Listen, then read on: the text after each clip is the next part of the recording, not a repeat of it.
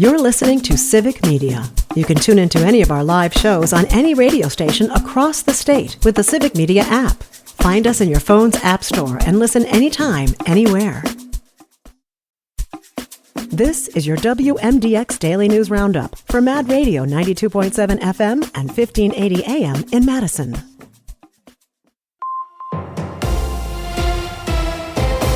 For 92.7 WMDX News, I'm Savannah Tomei-Olson. Fire departments across Wisconsin are facing serious challenges that threaten their ability to be reliable, safe, and efficient. That's especially true for firefighters in rural areas. That's according to a report from the Wisconsin Office of Rural Health. Joanne Krulatz has that story. The reliability of Wisconsin's fire service report, based on contributions from 418 fire chiefs, representing 52% of departments statewide, highlights a growing crisis in staffing, funding, and training that could impact public safety if not addressed. Key findings show 85% of rural fire departments operate entirely with volunteers.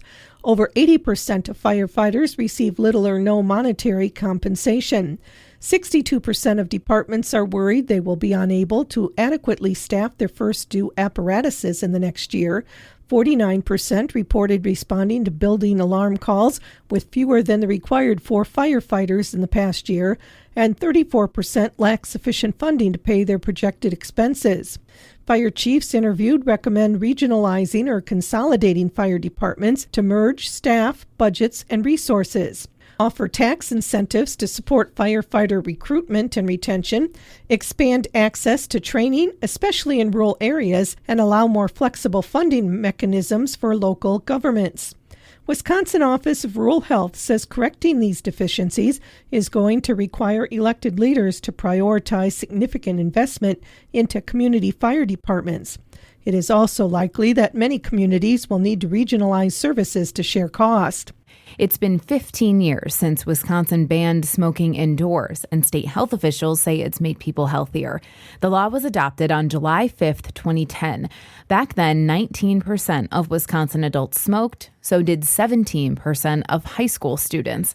Those numbers have shifted dramatically in these 15 years, especially when it comes to young people.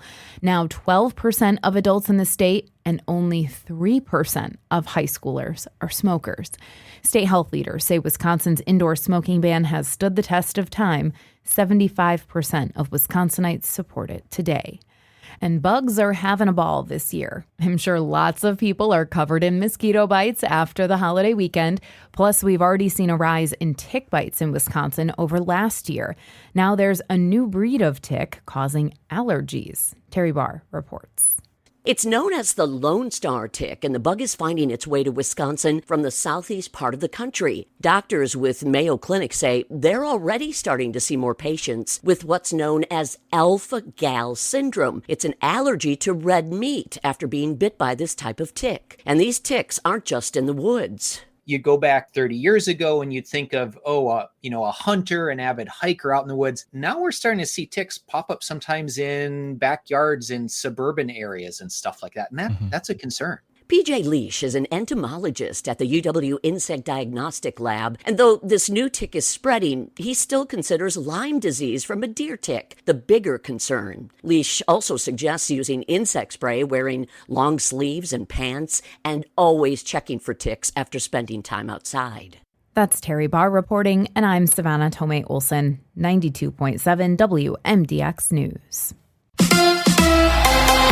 The Brewers clobbered the Dodgers. Hi, I'm Mike Clemens with sports. Baseball. The Brewers got their bats going early, 5-0 at the end of the first. They went on to beat the Dodgers 9-1 last night. On the mound, All-Star Freddie Peralta pitched 6 scoreless innings to earn his 5th consecutive victory. Pat Murphy. Yeah, Freddie was sensational. He attacked with all 3 pitches, and that's a great lineup, maybe the best lineup in baseball. And he attacked and proved, to himself and to all of us, like he can withstand it. Peralta beat a Dodgers lineup that included Shohei Ohtani, Freddie Freeman, and Mookie Betts. He's a really good pitcher, frontline starter in our league, and once you get somebody like Freddie pitching downhill, it's going to be pretty good for you.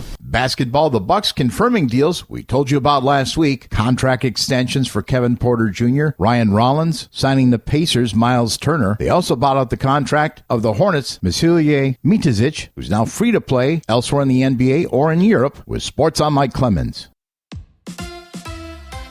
On your entertainment beat, I'm Pete Schwaba. Looking to make a playlist of patriotic songs for your weekend hangs? Look no further, as I did the research so you don't have to. Here are just a few classics from back in the day, as well as modern ditties. A consensus for the best or most searched modern-day patriotic songs seems to be Miley Cyrus's Party in the USA. How about adding another modern-day ear catcher to that list as well, with Firework by Katy Perry? And of course, there is Tom Petty's American Girl. If you're like me, you love Ray Charles' version of America the Beautiful. And if people hear it on your list, they just might sing along. And don't forget Life as a Highway by Rascal Flatts to encourage a good old-fashioned summer road trip. Living in America by James Brown is a song that will make you tap your toes, patriotically speaking. And let's not forget one of my personal faves, Take Me Home, Country Roads by the late, great John Denver. Happy listening, party patriotically, and safely, folks. If you were looking for a break from relatives, friends, or people in the neighborhood who drop by unannounced this holiday weekend, why not escape with a film or two that have been considered July 4th classics? Let's start with Jaws, which has to be on the list given it is considered the first summer blockbuster ever and just recently had its 50th anniversary. Another fan favorite is Independence Day, where Will Smith and Jeff Goldblum take on aliens that seemed impossible to defeat, but of course they find a loophole. The film is a total guilty pleasure and great escapism. Back to the Future is another summer classic that came out in 1985. It's got the always likable Michael J. Fox, Leah Thompson, and of course Thomas F. Wilson, who never quite achieved biffdom again. And in my research, I was surprised at how much the original Top Gun appeared on the list for 4th of July movies. If you don't feel like going back to the 80s again, check out Top Gun Maverick. Take a break from the heat and fire up the small screen. If you're looking for a political flick that dates back to a time before we were so polarized, you're in luck, if you can be a little patient. Young Washington is a biopic about the father of our country that is currently in development, according to TheWrap.com. Filming supposedly starts this summer, although there is no cast yet attached. So maybe they're just casting the role of cherry trees? Young Washington is expected to hit theaters next July 4th. America is definitely the land of the beautiful and also the land of the trying to sell you stuff constantly. It's going to get worse thanks to megaplex chain AMC, which has announced it will be putting more commercials before movies. This is considered a risky move when it comes to losing patrons, according to Variety, as AMC tries to make up a $4 billion debt by making viewers sit through more pre-filmed commercials.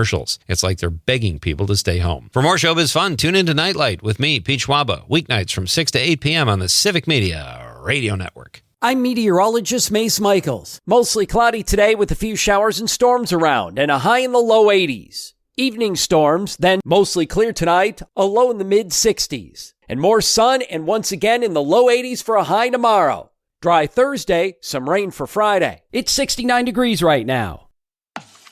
That's your WMDX Daily News Roundup from Civic Media.